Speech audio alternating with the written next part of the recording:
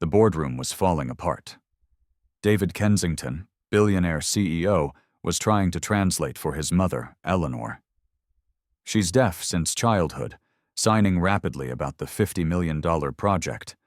But David's basic sign language wasn't enough. He was missing half her words. Reginald Beaumont, second largest shareholder, waved dismissively at Eleanor. "David, maybe you should have brought a real interpreter."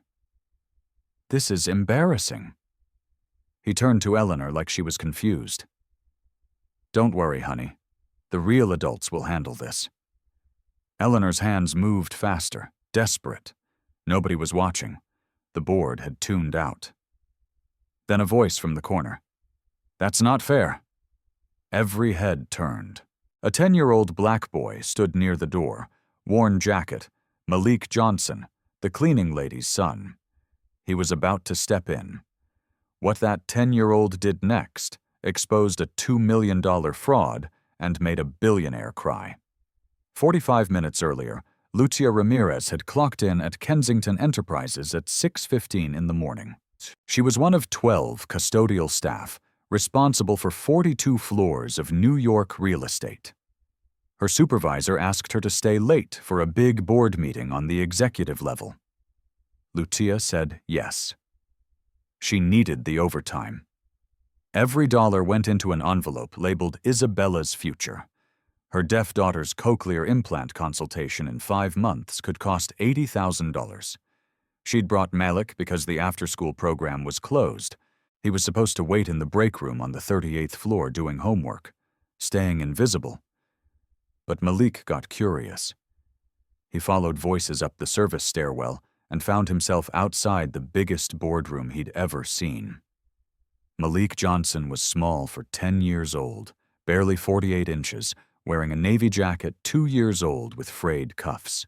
His sneakers came from the PS127 donation bin in Harlem, New York, where he was a top 5th grade student. Despite missing school twice monthly to care for his sister when Lucia worked doubles, he'd learned early how to be invisible, how to read a room, and understand power dynamics. But he'd also learned something that was about to make invisibility impossible.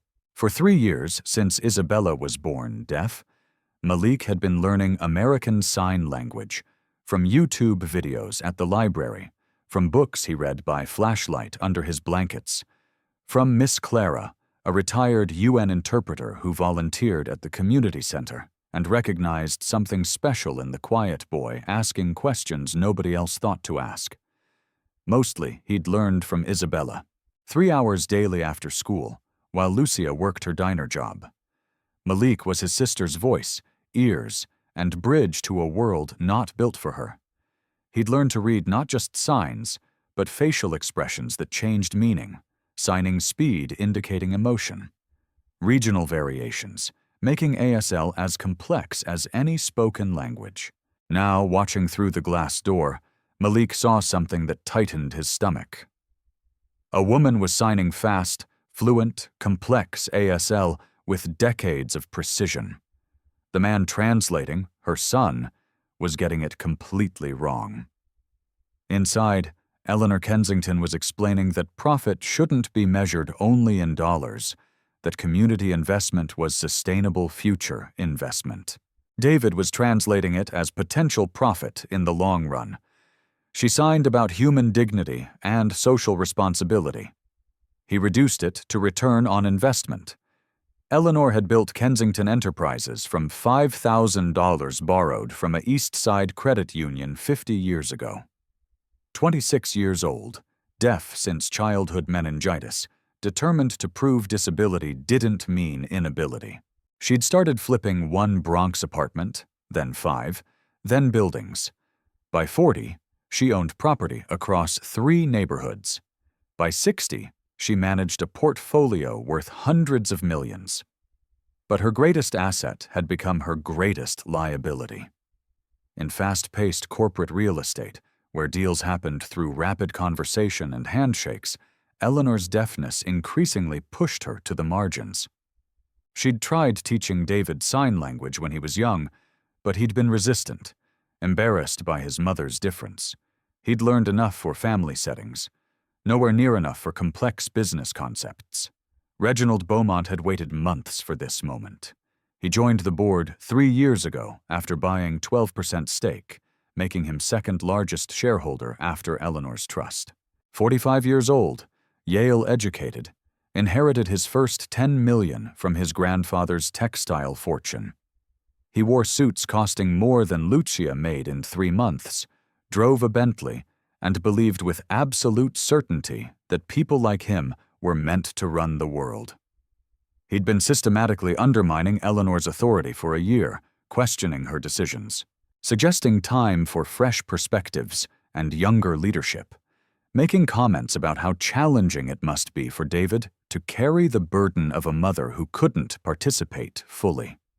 All sounding concerned, but carrying contempt's sharp edge. Today's meeting would decide a $50 million affordable housing investment in the Bronx, Eleanor's passion project, 18 months in planning, 300 units for low-income families, community center, free healthcare clinic, job training programs, modest ROI compared to luxury developments, but enormous social impact. Reginald had the votes to kill it. He'd worked other board members for weeks, arguing that philanthropic gestures were fine personally, but companies had fiduciary responsibility to maximize shareholder value. He'd prepared spreadsheets showing 22% return from luxury condos on the same land versus Eleanor's 8% affordable housing return. The professional ASL interpreter who was supposed to attend had called in sick that morning. Car accident on the FDR Drive. Minor injuries, but enough for the ER, David assured everyone he could translate. Reginald smiled and said, "Of course," whatever made Eleanor comfortable. He'd been counting on David's inadequate translation, counting on confusion and miscommunication, counting on using Eleanor's deafness as evidence she was no longer competent for major corporate decisions.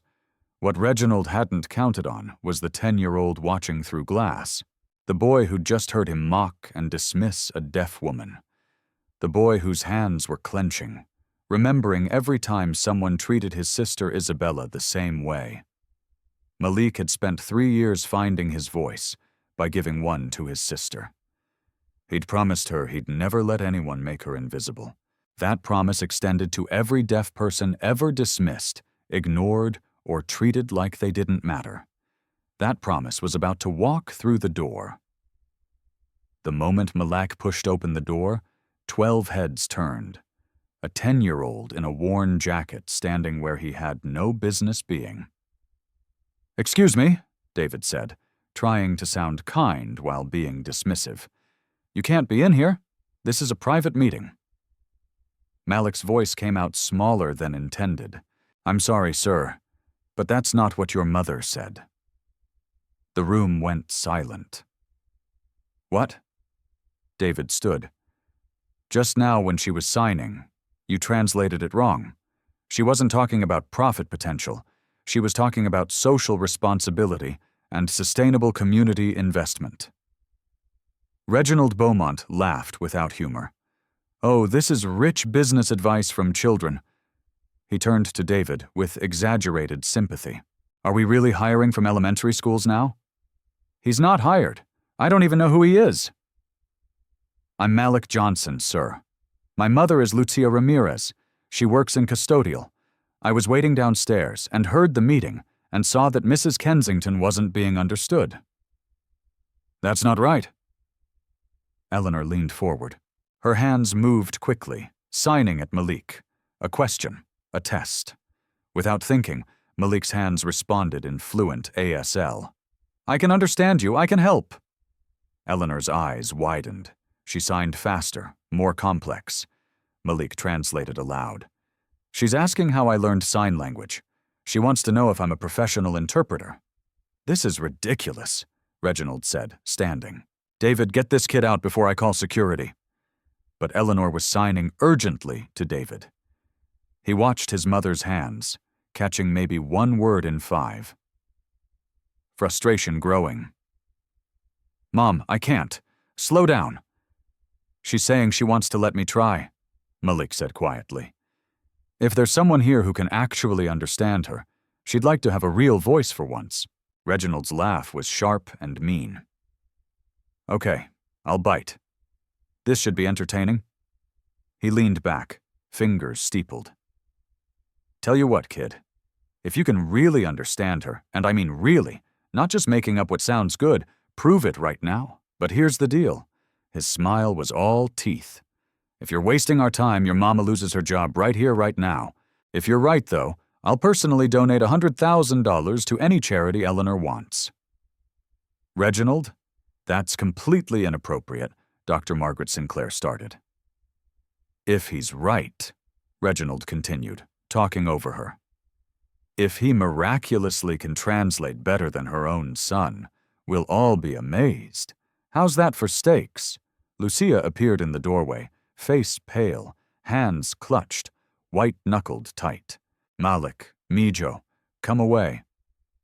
But Malik was looking at Eleanor, and Eleanor was looking back with something he recognized. The same exhausted desperation Isabella had when kids mocked her hearing aids. Someone who'd spent their whole life trying to be heard.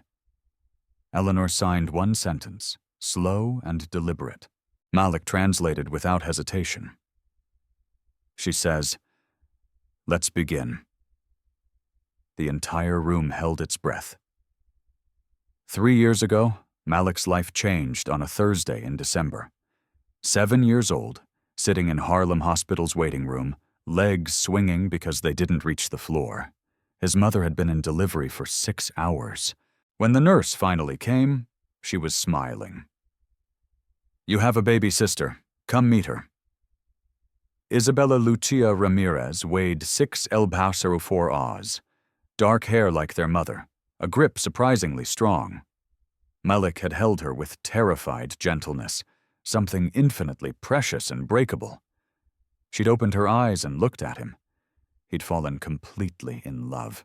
Their father had been gone 2 years. He'd left when Malik was 5, wanting a different life, an easier life, one without grinding Harlem poverty and overnight shifts and maxed-out credit cards. When Isabella was 4 months old, Lucia noticed something wrong. The baby didn't startle at loud noises, didn't turn toward voices. The audiologist delivered the diagnosis with clinical gentleness: profound bilateral sensorineural hearing loss, born deaf. Nothing to fix, only manage. Lucia cried for 3 days, not because she didn't love her daughter, but because she understood what the world would do to a deaf child when they could barely afford rent. She researched cochlear implants, therapies, special education. Everything cost money they didn't have. Malik, 7 years old, understood enough to be scared. His sister was different. The world wasn't kind to different. He'd started researching on library computers after school, typed how to talk to deaf baby into Google, and fell down a rabbit hole defining the next 3 years. American Sign Language, deaf culture, videos of deaf children communicating with families, deaf adults advocating for their community. He found a channel run by a deaf woman named Rachel, teaching basic ASL to hearing parents.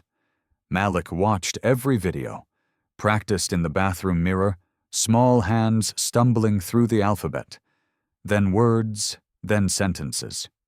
When Isabella was 8 months old, Malik signed milk to her. She stared at his hands. 3 days later, she signed it back. Lucia found them in the kitchen, Malik barely tall enough to reach the counter, signing to his baby sister in her high chair, both completely focused on each other's hands. Lucia started crying again, this time from relief. Malik spent every free moment studying. He found Miss Clara at the community center when he was 8. She was a retired UN interpreter, 60-something, 20 years of professional experience. She'd seen him practicing signs in the corner and asked if he had a deaf family member. When he told her about Isabella, she offered weekly tutoring free because every deaf child deserved family members who could communicate fluently. Miss Clara was rigorous and demanding. She taught not just signs, but grammar structure, regional dialects, facial expressions, cultural context that made ASL a complete language, not just hand gestures. She made him practice until his hands ached, corrected improper classifiers, pushed him to think in ASL, not translate English into signs. By 9, Malik was interpreting Isabella's doctor appointments, parent-teacher conferences at her deaf preschool, phone calls with family in Mexico. Lucia wanted to update. He'd become his sister's voice and found a purpose bigger than himself.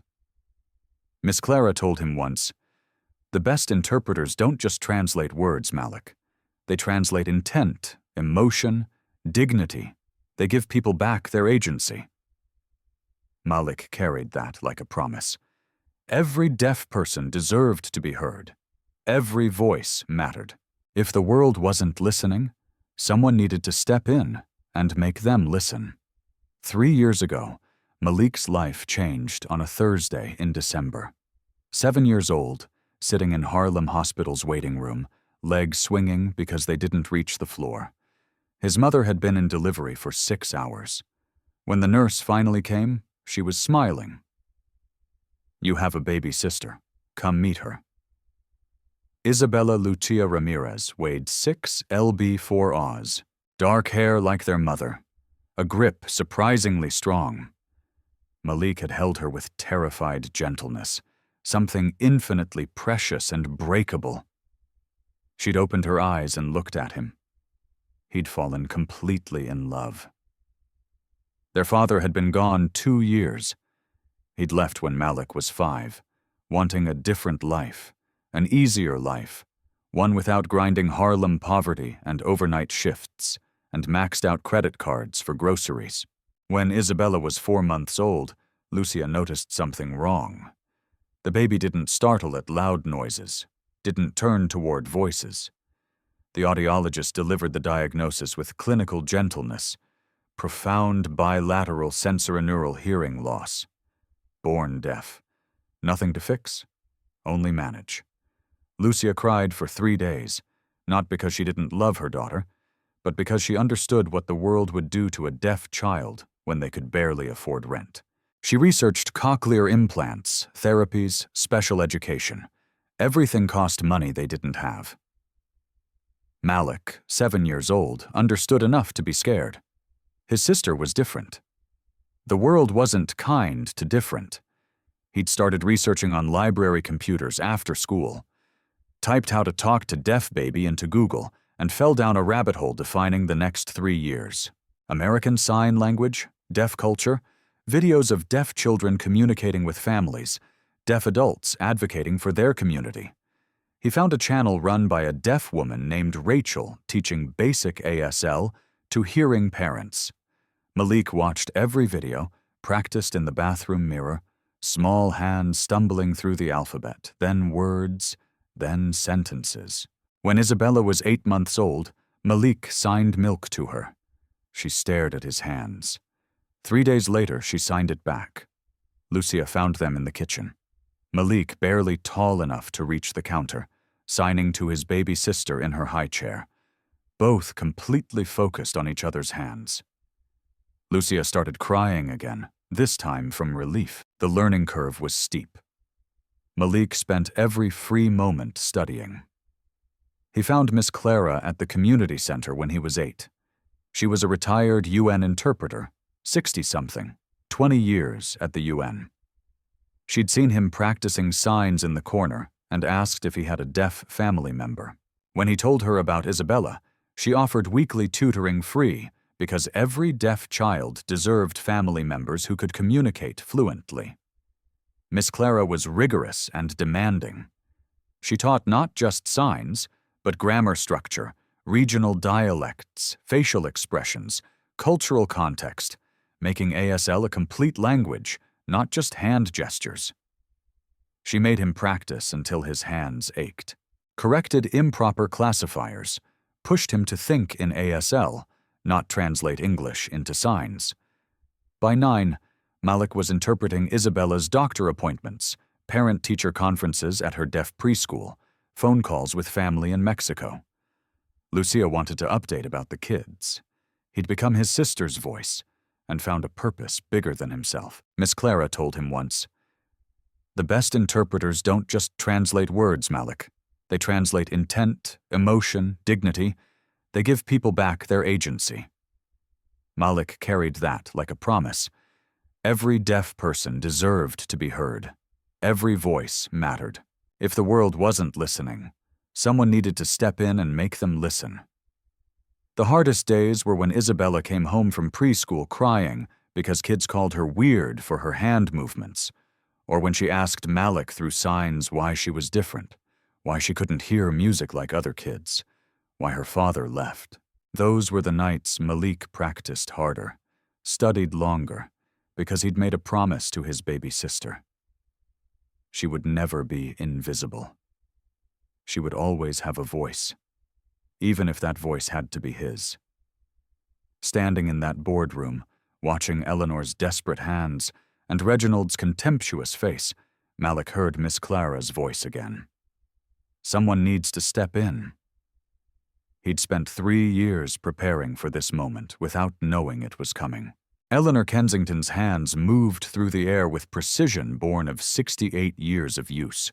She signed a complete thought, 2 sentences carrying nuance and complexity, the kind requiring understanding of context and intention.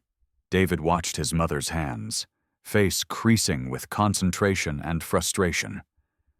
She says something about money isn't everything, and the future or investing. It wasn't close. Reginald smirked. "Brilliant translation, David. Very specific. I'm sure we can build a $50 million strategy around money isn't everything." Board members shifted uncomfortably. Dr. Sinclair leaned forward, watching Malik with sharp interest. Malik took a breath and stepped fully into the room. Mrs. Kensington said, "Profit is not measured only in dollars and cents. Investing in community infrastructure is investing in sustainable futures that benefit everyone, including our company's long-term reputation and stability." The room went silent. Eleanor's head snapped toward Malik. She signed quickly. "A question. She's asking if I really understood all that or if I guessed." Malik translated. He signed directly to Eleanor. "I understood completely. I can help you." Eleanor's eyes filled with tears. She signed elaborately. "She's thanking me. She says it's been a long time since someone understood her properly in a business setting." Malik paused. "She wants to continue the presentation. She has important information about the Bronx project that hasn't been communicated accurately." Reginald's smirk faded slightly. "Okay, that was cute. But lucky guesses won't cut it here, kid.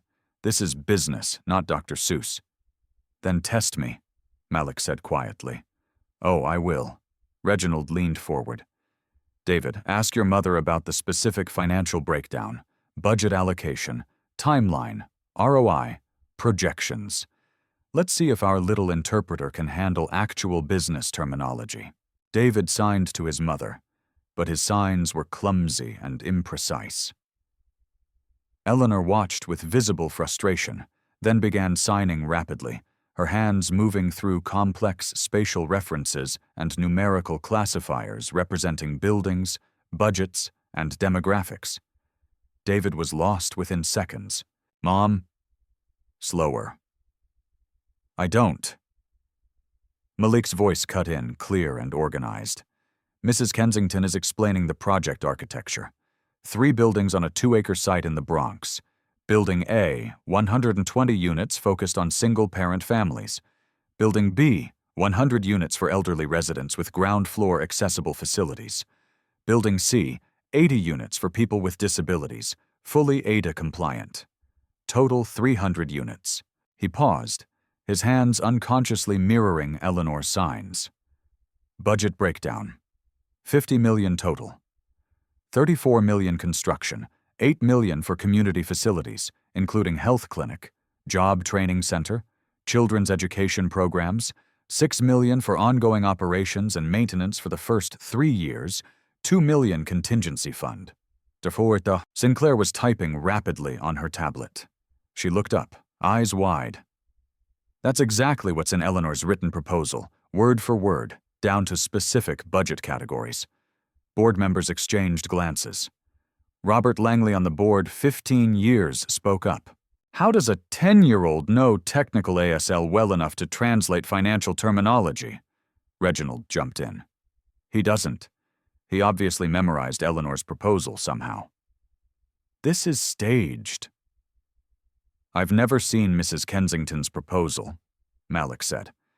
I'm just translating what she's signing right now. Prove it. Reginald's voice had an edge. David, I'm going to ask Eleanor something she can't have prepared for. Something not in any written proposal. Ask her about property tax implications in year 3, accounting for the city's projected tax rate increases and potential market fluctuations. A trap complex enough that even if Malik had seen Eleanor's proposal, it wouldn't cover this specific hypothetical. David would have to sign it, and odds were he'd mangle the question so badly Eleanor's answer wouldn't make sense. David signed to his mother, struggling with terminology. Malik could see him leaving out words, simplifying concepts because he didn't know proper classifiers. But Eleanor understood enough. She paused, thinking, hands still. Then she began signing a detailed response, face showing concentration of someone doing complex mental calculations. Malik watched carefully, processing not just signs, but grammatical structure and spatial reasoning.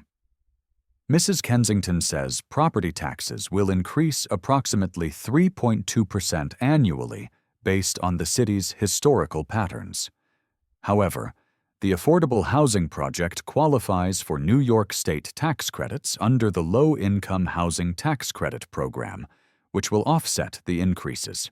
When you factor in federal tax benefits and the city's inclusionary zoning bonuses, the net impact is actually savings of approximately $1.8 million over the first 5-year period.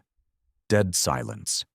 Dr. Sinclair checked her tablet, pulling up what looked like a tax analysis spreadsheet. Her face paled. He's absolutely correct.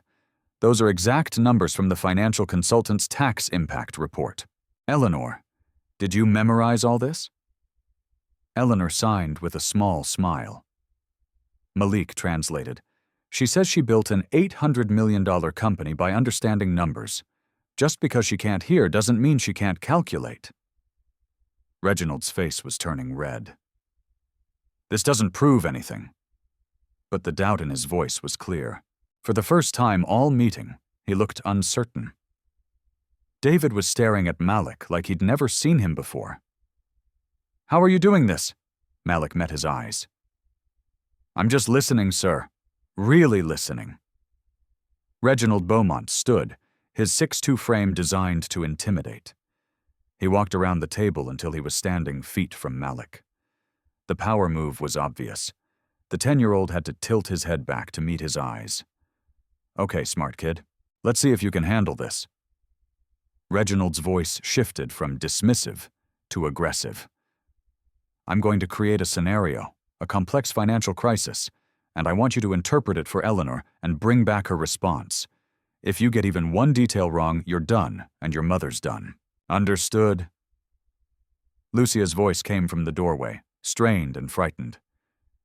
Reginald, please. He's just a child. Then he shouldn't be playing in adult spaces. Reginald didn't even look at her. David, ask your mother the following. If interest rates spike to 8% next quarter and construction costs increase 15% due to supply chain disruptions, what's her contingency plan for keeping the project financially viable? And I want specifics, not vague platitudes about believing in the community. Designed to be impossible. Multiple variables, hypothetical scenarios, requiring deep knowledge of construction finance, interest mechanisms, risk management. The kind of question making even experienced executives pause. David attempted to sign the question, but his vocabulary was so limited he was essentially asking, what if money problems happen? Eleanor looked frustrated, signed something back, asking for clarification. Reginald smiled. See, even with her son translating, she can't understand a complex business question. That's because the question wasn't translated properly, Malik said. Then he turned to Eleanor and began signing. His hands moved with confidence, born of 3 years, learning that precision mattered. He fingerspelled interest rate and supply chain because those were technical terms, then used proper classifiers for increase and percentage change. He built the hypothetical scenario spatially using signing space to represent different financial variables. Eleanor's eyes lit with understanding. She nodded sharply, then began signing a response. Not a simple answer, a complete financial strategy. Malik watched, processing, then turned to translate. Mrs. Kensington says, Mr. Beaumont's question is based on a faulty premise. The company has already locked interest rates at 4.2% for 3 years through a forward rate agreement with Chase Bank. As for construction materials, she personally negotiated fixed-price contracts with 3 primary suppliers back in September, specifically to hedge against supply chain volatility that anyone paying attention to the market could see coming. Reginald's confident expression cracked slightly. Eleanor kept signing. Malik continued translating, voice gaining strength. She's now asking a question back. Did Mr. Beaumont actually read the full 81-page impact study she commissioned from Columbia University's Urban Planning Department? Or did he only read the 3-page executive summary? Dr. Sinclair let out a surprised laugh. Another board member coughed to cover what might have been a chuckle. Reginald's face flushed. I reviewed the relevant sections. Eleanor signed again sharply.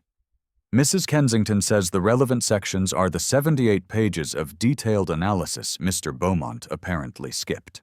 Malik translated those pages explain exactly how she's planned for multiple risk scenarios, including the ones he just mentioned.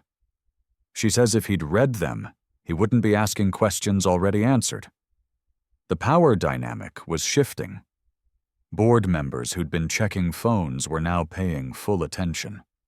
Dr. Sinclair was openly smiling. David looked like he was watching his understanding of his mother completely transform. Reginald's voice went cold. This is ridiculous. A 10-year-old street kid from Harlem, New York suddenly speaks fluent ASL and understands corporate finance. Eleanor, are you even sure he's translating accurately? He could be making up whatever sounds intelligent. The comment was calculated cruelty, suggesting Eleanor couldn't even trust her own interpreter, that her deafness made her inherently vulnerable to manipulation. Eleanor's face went hard. She signed something sharp and quick. Malik's voice matched her intensity. Mrs. Kensington says that's exactly what someone says when they're losing an argument. Attack the interpreter because you can't attack the message. I'm asking legitimate questions about credibility. Reginald said, For all we know, you two rehearsed this. You're probably her charity case, some feel-good diversity initiative. Malik felt anger flash hot in his chest, but kept his voice level. If you don't trust my translation, test it. Write a sentence, any sentence. Give it to Mrs. Kensington to read. She'll sign it back. I'll translate. That way, you'll know whether I'm honest. Reginald's eyes gleamed. Fine. He pulled out a notepad and wrote for a full minute, clearly crafting something as complex and jargon-heavy as possible. When he finished, he handed it to Eleanor with exaggerated courtesy. Please read this and sign your response. Eleanor read. Her eyebrows rose slightly. Then she began signing, face showing both comprehension and contempt. Malik watched carefully. Reginald had written, The fiduciary responsibility of this board supersedes emotional decision-making, and we must prioritize quantifiable shareholder value over nebulous philanthropic endeavors that cannot demonstrate clear return on investment within acceptable timeframes. Corporates speak for we, Care about money, not people. Eleanor understood it perfectly. Malik translated, Mrs. Kensington understands what you wrote. She says, you're using big words to hide a small idea. She agrees the board has fiduciary responsibility, but she asks, how do you define value? If shareholder value means only this quarter's stock price, then yes, this project isn't optimal. But if value includes brand reputation, employee morale, community goodwill, and long-term market stability, then this project is invaluable. And she wants to know, when Mr. Beaumont talks about acceptable timeframes, is he talking about the company's future or just the time until his next bonus vests? The room erupted. Dr. Sinclair clapped. 2 other board members grinned. Robert Langley said loudly, Eleanor, that's the best response to Reginald's nonsense I've heard in 3 years. Reginald's face went purple. This is a setup. Dr. Margaret Sinclair stood from her chair. 58 years old, former social worker who'd made a fortune in non-profit consulting before joining corporate boards. She'd been the only voice consistently questioning Reginald's aggressive tactics. Now she looked at him with open disgust. Reginald, that's enough. This child has demonstrated more professionalism and competence than you've shown this entire meeting. She turned to the rest of the board. For 3 years, I've watched us sideline Eleanor because communication was difficult, because it was easier to let David give simplified summaries than actually ensure we understood her complete vision. We failed her. We failed our fiduciary duty to hear from our largest shareholder, and a 10-year-old just showed us exactly how badly. David stood, walked to his mother, and knelt beside her chair. He signed something slowly, imperfectly, but with clear emotion. I'm sorry, Mom. I should have learned better. I should have tried harder. Eleanor's hands moved in response. Malik translated without being asked. She says, it's not your fault. She knows you tried, but trying isn't enough. This is the first time she's felt truly heard in years. Anita Desai, another board member, spoke up. Eleanor, I need to apologize. I voted against several of your initiatives, not because I disagreed with the vision, but because I genuinely didn't understand what you were proposing. I thought the communication barrier meant, I'm ashamed to say, I thought it meant the ideas weren't fully formed. I was wrong. Reginald was looking around the room, watching his support crumble.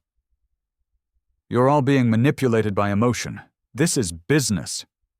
This is business, Robert Langley interrupted. Eleanor built this company on instinct, intelligence, and understanding people. Those skills don't require hearing. They require attention, something you've never given her. Eleanor began signing again, not to Malik, but to the entire room. She stood, moved to the head of the table where the presentation screen was, and began a full presentation in ASL. Her hands moved with the confidence of someone who'd been waiting years to finally be understood. Malik stood beside her, translating in real time, like a professional interpreter. She's saying, this project is not charity, it's justice. Recognizing that stable housing creates stable communities, which creates stable economies. The 300 families who will live in these buildings will have children who go to better schools. They'll have healthcare access, preventing emergency room visits. They'll have job training, creating taxpayers instead of people dependent on social services. The return on investment isn't measured in one quarterly report. It's measured in generations. Eleanor's signing became more animated, more emotional. Malik matched her energy. She grew up poor in the East Side. She knows what it's like to be invisible, to have people talk about you instead of to you. When she lost her hearing at age 8, the world stopped listening completely. People assumed deaf meant stupid. They made decisions for her instead of with her. She built this company by refusing to be invisible. This housing project is about refusing to let 300 families be invisible. Eleanor signed her final point. Malik delivered it with quiet power. She says, Profit without purpose is just greed, and she didn't build this company on greed. The room erupted in applause. Dr. Margaret Sinclair stood from her chair. She was 58, a former social worker who'd made a fortune in non-profit consulting. She'd been the only voice consistently questioning Reginald's tactics. Now she looked at him with open disgust. "Reginald, that's enough. This child has demonstrated more professionalism and competence than you've shown this entire meeting." She turned to the board. "For 3 years, I've watched us sideline Eleanor because communication was difficult. Because it was easier to let David give simplified summaries than actually ensure we understood her complete vision. We failed her. And a 10-year-old just showed us exactly how badly." David stood, walked to his mother, and knelt beside her chair. He signed something slowly, imperfectly, but with clear emotion. "I'm sorry, Mom. I should have learned better." Eleanor's hands moved in response. Malik translated without being asked. She says, "It's not your fault. She knows you tried, but this is the first time she's felt truly heard in years." Anita Desai spoke up. "Eleanor, I need to apologize. I voted against several of your initiatives, not because I disagreed, but because I genuinely didn't understand what you were proposing. I thought the communication barrier meant the ideas weren't fully formed. I was wrong." Reginald was looking around, watching his support crumble. "You're all being manipulated by emotion." "This is business," Robert Langley interrupted. "Eleanor built this company on instinct, intelligence, and understanding people. Those skills don't require hearing. They require attention, something you've never given her." Eleanor began signing again, not to Malik, but to the entire room. She stood, moved to the head of the table, and began a full presentation in ASL. Her hands moved with the confidence of someone who'd been waiting years to finally be understood. Malik stood beside her, translating in real time, like a professional interpreter. She's saying, "This project is not charity, it's justice. Recognizing that stable housing creates stable communities, which creates stable economies, the 300 families who live in these buildings will have children who go to better schools, healthcare access preventing emergency room visits, job training creating taxpayers instead of people dependent on social services. The return on investment isn't measured in one quarterly report. It's measured in generations." Eleanor's signing became more animated, emotional. Malik matched her energy. She grew up poor in the East Side. She knows what it's like to be invisible, to have people talk about you instead of to you. When she lost her hearing at 8, the world stopped listening. People assumed deaf meant stupid. They made decisions for her instead of with her. She built this company by refusing to be invisible. This housing project is about refusing to let 300 families be invisible. Eleanor signed her final point. Malik delivered it with quiet power. She says, "Profit without purpose is just greed, and she didn't build this company on greed." The room erupted in applause. Reginald Beaumont's hands were shaking. The room that had been his to control 15 minutes ago had completely turned, but he had one card left, and he was desperate enough to play it. "Stop!" His voice cut through the applause. "This is emotional manipulation. You're all so busy crying about heartwarming stories that you're forgetting basic corporate governance." He pointed at Eleanor. "She's 76 years old. She's deaf and clearly declining mentally. I motion for an immediate competency evaluation. This vote should be postponed until we can verify she's actually capable of making informed decisions about $50 million. The room went ice cold. It was a nuclear option crossing every line of decency. Dr. Sinclair's voice was furious. "Reginald, you are out of Eleanor's hand." Rose, stopping her. The older woman's face was calm, but her eyes were steel. She began signing slowly, deliberately, with controlled rage, more powerful than any shout. Malik translated, his voice carrying every ounce of her anger. She says, "Mr. Beaumont, I have been deaf for 68 years. Not one single day have I allowed it to define my intelligence. I built this company from $5,000 borrowed dollars into an $800 million empire. I can read a financial statement better than you. I understand people better than you. I understand markets better than you. And I understand something you clearly don't, that competence and compassion are not mutually exclusive." Eleanor's hands moved faster now, more intense. "For the past 6 months, I've noticed discrepancies in our Q2 and Q3 financial reports. Small things. Vendor payments that didn't quite match invoices, expense reports with unusual patterns. So I did what I've always done when something doesn't add up. I hired a private auditor, someone with no connection to this board, someone who could look at our books with fresh eyes." Reginald's face had gone from red to white. "The audit report is in the drawer of this conference table, right side, 3rd drawer down. David, would you get it, please?" David opened the drawer, pulled out a thick manila envelope. Dr. Sinclair took it, opened it, and began reading. Her expression shifted from curious to shocked to furious in 30 seconds. "Reginald." Dr. Sinclair's voice was shaking. "Did you really expense your yacht club membership as client entertainment? Did you create fake vendor invoices for consulting services that never happened? Did you embezzle $2, $3 million from this company over 18 months? The room exploded. Board members were talking over each other, demanding to see the report. Reginald was backing toward the door, his confident facade shattered. Eleanor kept signing. Malik kept translating, voice growing stronger. "Mrs. Kensington says, you thought because I'm deaf I wasn't paying attention. You thought because I couldn't participate easily in meetings, I didn't know what was happening. You were wrong. I don't need ears to see patterns in numbers. I don't need a voice to expose theft, and I don't need you to speak for me." Malik paused, as Eleanor's hands formed the final signs, "because I have a voice right here." Reginald made one last desperate attempt. He looked at Malik with pure venom. "You think you've won something, boy? You're just a poor black kid who'll end up exactly like your mama, cleaning toilets for people like me. You don't belong in places like this." The room gasped. The mask had come completely off. Malik stood straighter.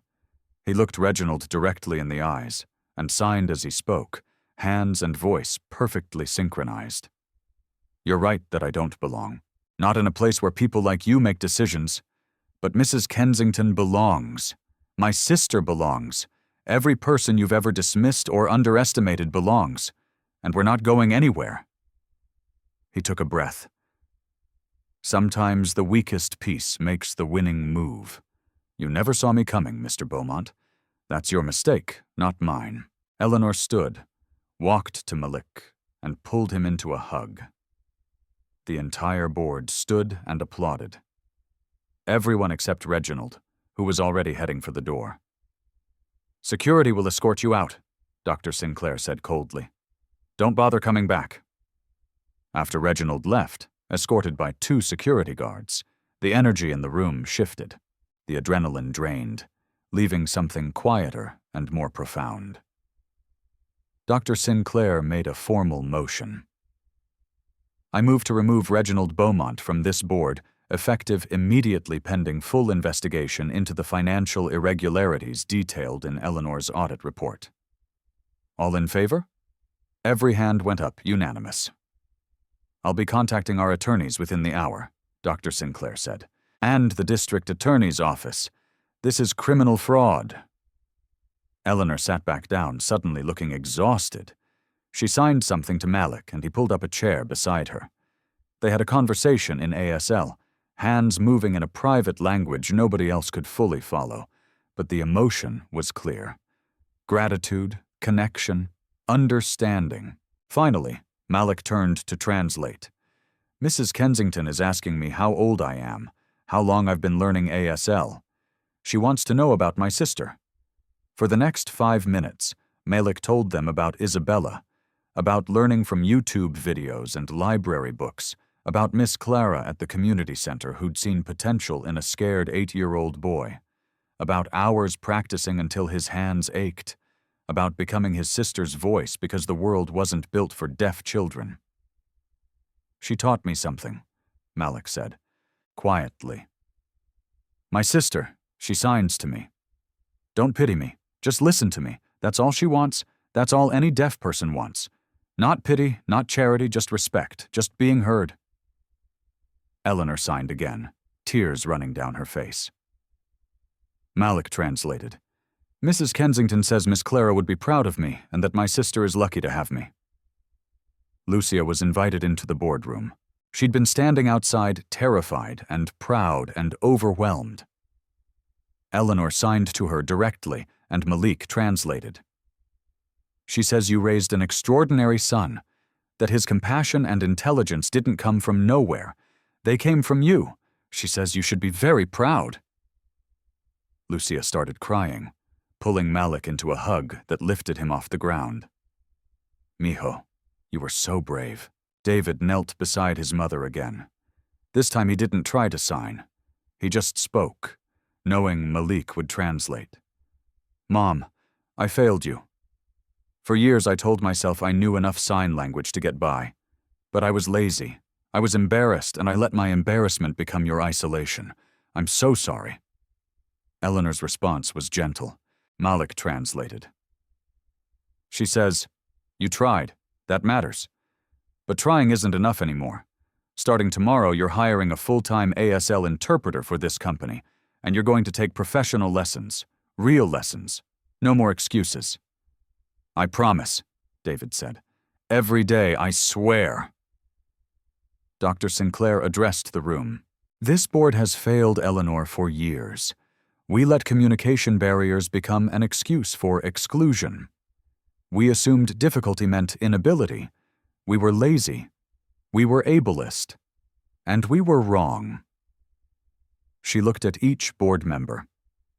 "From this day forward, every single meeting will have professional ASL interpretation. We'll implement it company-wide.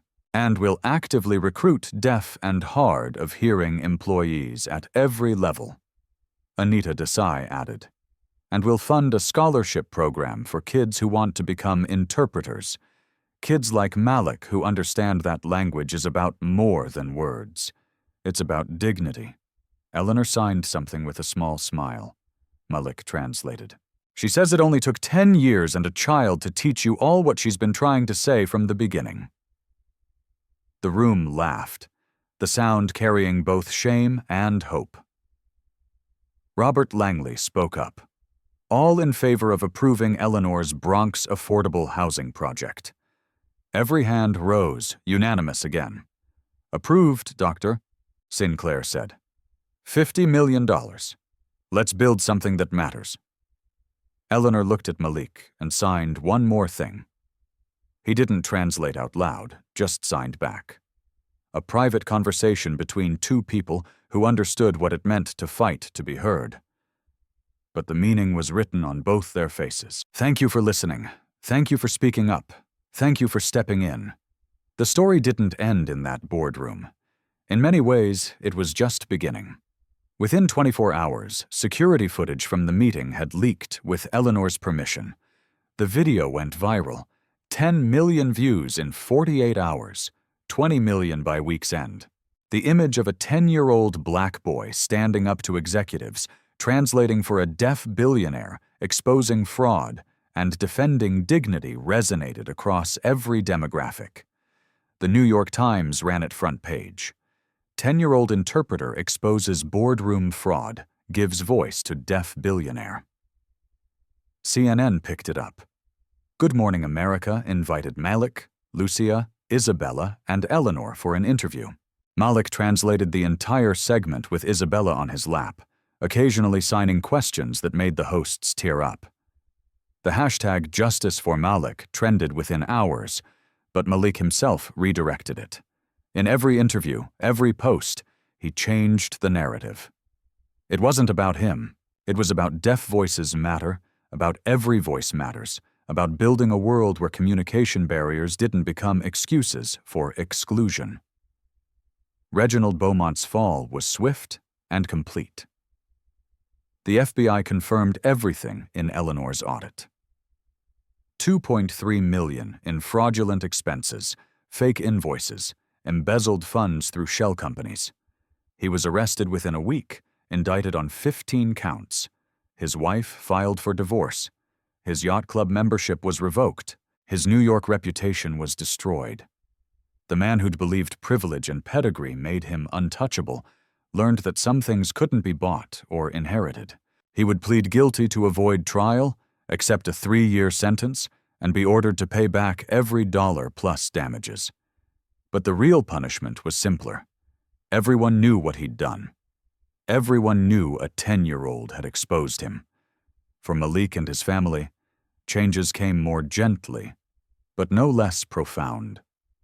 Eleanor wrote a check the day after the meeting. $50,000 full scholarship to New York's most prestigious interpreter training program, reserved for Malik when old enough. Until then, money for private ASL tutoring, education expenses, anything needed.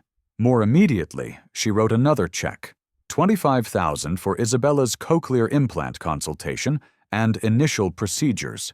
Lucia cried for an hour when Eleanor handed it to her, signing through Malik. "Your daughter deserves every opportunity. Let me help." David offered Lucia a new position, Community Outreach Coordinator for Kensington Enterprises. Salary $65,000 yearly, full benefits, 9-to-5 schedule, no more overnight shifts.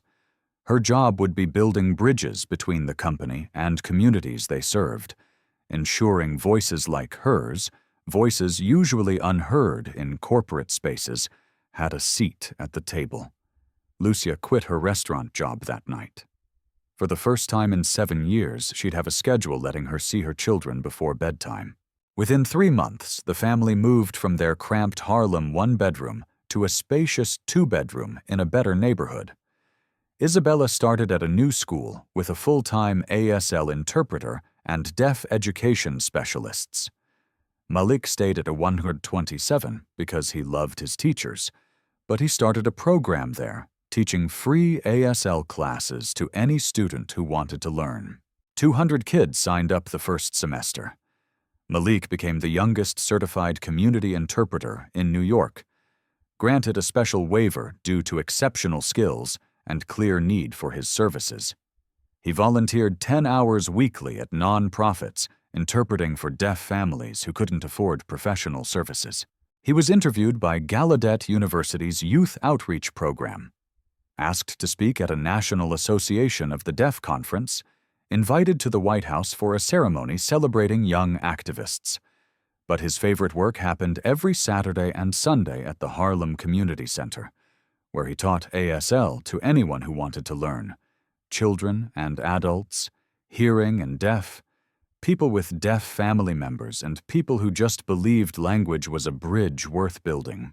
Miss Clara came to every class, sitting in back with tears of pride. Eleanor's affordable housing project broke ground 6 months after that meeting. The ceremony was massive.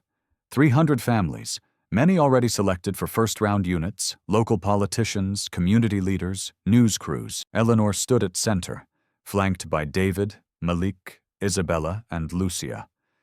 When it was time for her speech, she signed and Malik translated, his voice carrying across the crowd through microphones.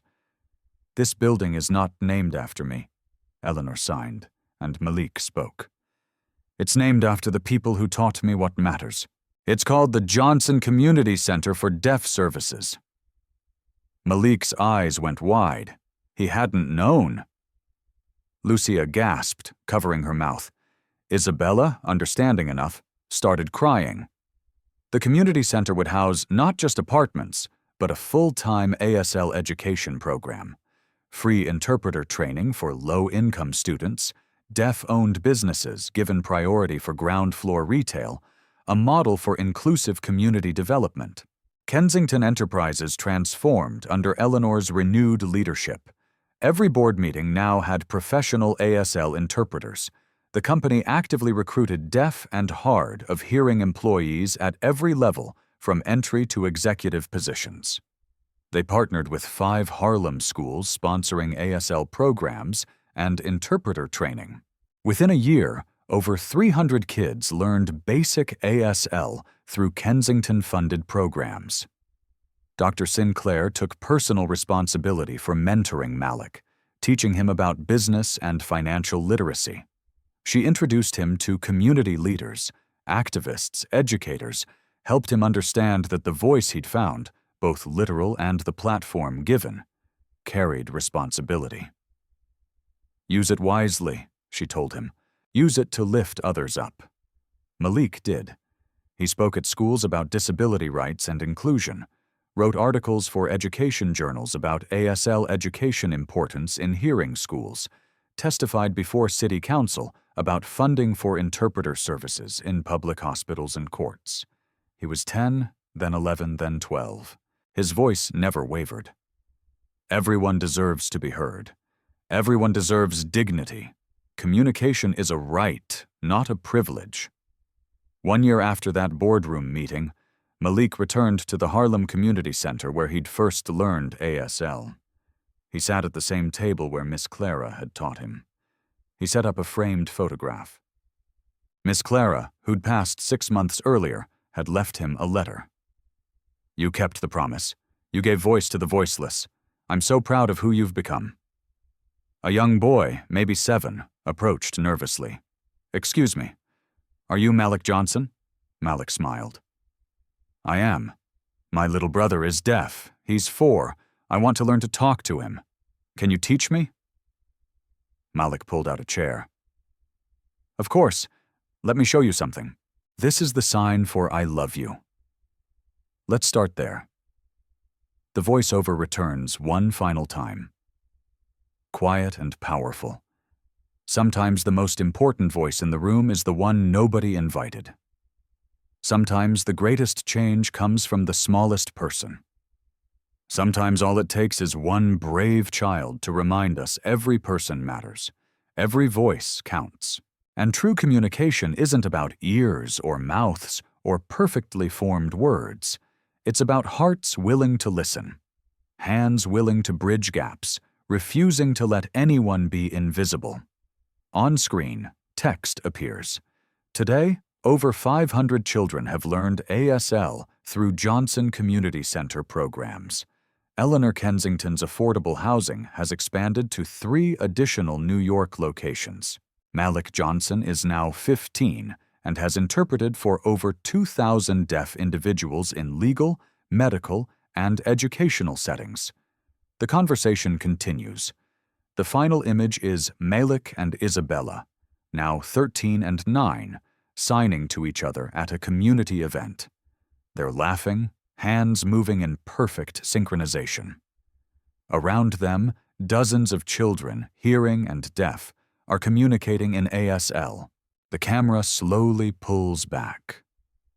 The community center is full of life, full of voices in every language and form, full of people who've been heard, been seen, been valued.